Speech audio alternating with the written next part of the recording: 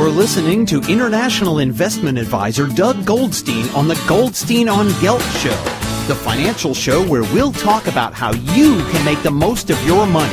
With all the confusing financial chatter bombarding you each and every day, Goldstein on Gelt will give you the practical information you want and need about living a financially stable life. Here's your host, money maven Doug Goldstein. Okay, we are back. We are talking to Amir Gal Or, who is the founder and managing partner of the Infinity Group. He is formerly a pilot in the Israeli Air Force and was on its acrobatic team where he flew the F-16, the F-4, the A-4. In fact, that's really what I'd like to talk about, but because it's a financial show, we have to cut to the chase. Amir is also a member of the World Economic Forum, so I'd like to welcome you to the show, welcome you from Hong Kong. Pleasure to be with you. Jerusalem is in my heart. Great. Just as a little background, you're the founder of the Infinity Group. Can you tell us when it was founded and what the main focus is?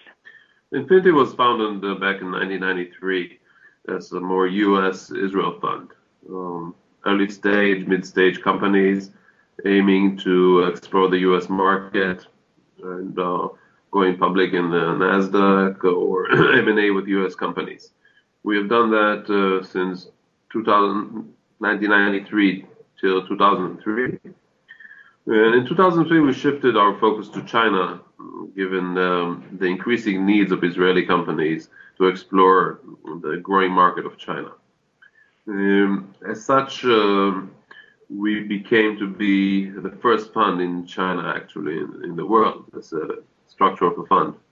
We established our first fund in 2004, 001 license in China, and did about 6 investments to try out. It was very successful. We built up a deep relationship, and in 2007, we decided to expand our infrastructure. We raised a new fund, and in 2009 and 10, we expanded our operation to 10 different funds across China, all involving Chinese companies with Israeli technology, some cooperation between, I would say, the Jewish world or Israel and China. So Israelis who are listening to the show, who are in the business world, should they be moving their manufacturing to China at this point? I wouldn't say manufacturing is the name of the game.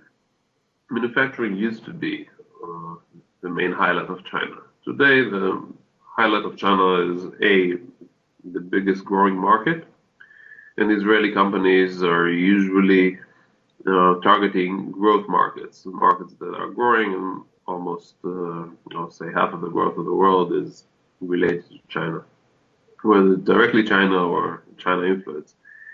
And as such, it's a market to be addressed.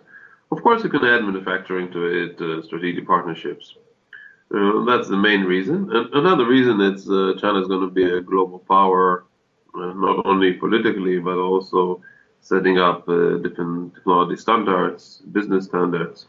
And the closer you are to the core, the more you understand and see things ahead of time, which is needed for innovation activity. So if people are looking to set up their own portfolio, I'm asking this because my day job is I'm a financial advisor. I only get to do the radio show once a week.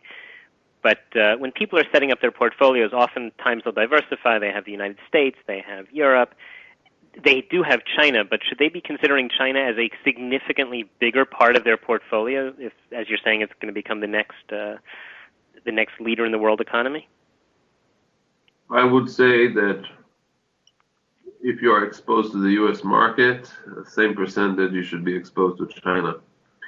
Of course, it really depends on how much you feel comfortable with the information, what kind of sectors. When you talk China, do you mean mainland China or Hong Kong, whether red chips companies or mid-stage? There's many questions to be addressed while making such a decision. In general, I would gradually learn the market and reach a balance between the two superpowers. I see. Do you feel that the transparency in the business world in China is at the level that people are used to, let's say, either in Israel or in the United States?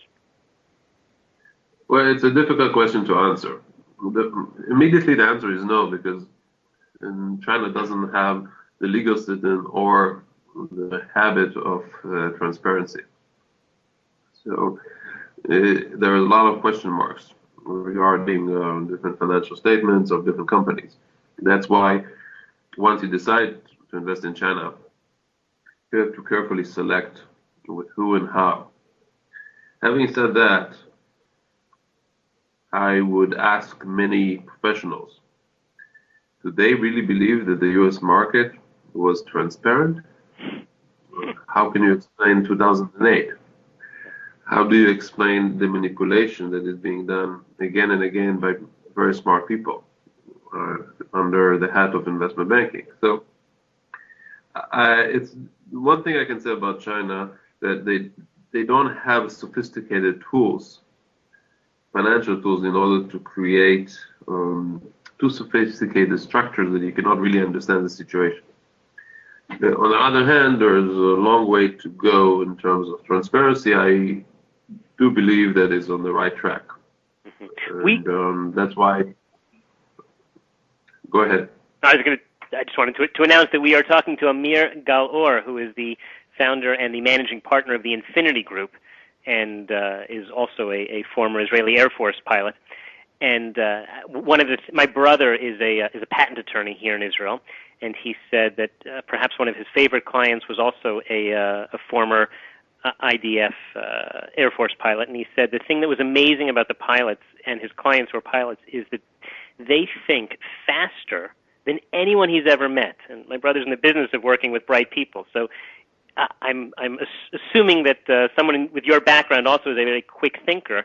And the Chinese market seems to be changing very quickly. You have to be a quick thinker. In fact, your company recently made a big investment in a pharmaceutical company in China. Could you tell us about that?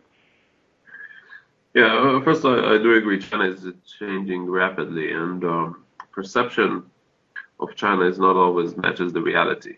Although we say perception is in reality, in the case of China, I would double check that. Regarding the investment, we believe the China market is growing in certain sectors, not only double digit, but sometimes over 30% a year. One of the sectors is the pharmaceutical sector. And we believe that the Israeli experts and companies have added value, and with the right partnership and relationship, Israeli companies could add value to the Chinese ones, and we invested in a Chinese company which is working with some Israeli companies on pharmaceutical products. How do the Chinese view Israel? Very smart people, sophisticated, miracle, too good with money. Yeah. Which could sound like anti-Semitism, but it doesn't come from that. Do they look for more business deals that they can do with Israel, or are they really just looking anywhere outside of China where they can make an arrangement? Well, they're very practical people. Whenever it makes sense to them. But Israel is neutral politically, so there's no the tension between the U.S. and Israel and China. There are no issues with Asian countries like Japan. We're very neutral, so it's a good start. And they didn't suffer yet too much from the Israeli chutzpah. But once they suffer, they will change their mind. I gotcha. Is China feeling any effects as a result of the Japanese earthquake, tsunami, and nuclear meltdown? They benefit from it. They benefit because China wants to go to the high-end manufacturing and sophisticated products, and their biggest rival is Japan, and now they have a better shot. Mm-hmm. I gotcha. Okay. As far as the businesses that Israelis might like to go into, if they're looking to get into China, what would you suggest they look for? Well, Israelis going into China should keep in mind that since it's a different culture and different dynamics and habits, you cannot do it on the side. You have to be full focused and prepare many resources, emotional and financial, and management attention. So if you decided that you're going to China and focusing in China, it's a learning curve you have to go through. But the areas I would look at the Chinese 12 5-year plan that outlines very clearly the next 5-year plan in terms of sectors, targets. You will find there are sectors of medical, the clean energy, high-end manufacturing, agriculture, aviation, etc. Mm-hmm.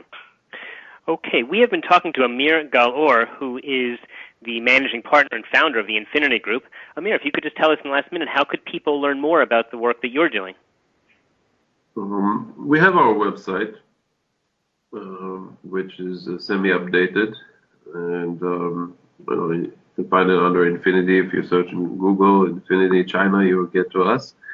I do have a Twitter account, a Chinese Twitter account, which I will duplicate it to also 4-in-1, and can follow that. And otherwise, can always email us. Okay, so people can find the email and the information on Google. They can look up the Infinity Group or Infinity China to learn a little bit more about what Amir Gal Or is doing and his team in China, who is really making great strides to build up Israeli-Chinese relations. Thank you very much. I really appreciate the time that you spent with us today. My pleasure. Thank you very much to you. All right, take care. You've been listening to the Goldstein on Gelt show with money maven Doug Goldstein. Doug's weekly radio show is heard around the world, but if you miss it, you can download the podcast at www.goldsteinongelt.com. The Goldstein on Gelt show gives you up-to-date financial ideas so you can get on the path to financial freedom. If you'd like your questions answered on the air or off, send Doug an email to doug@profile-financial.com. It's your money for your future, so join Doug every week to build your wealth on the Goldstein on Gelt show.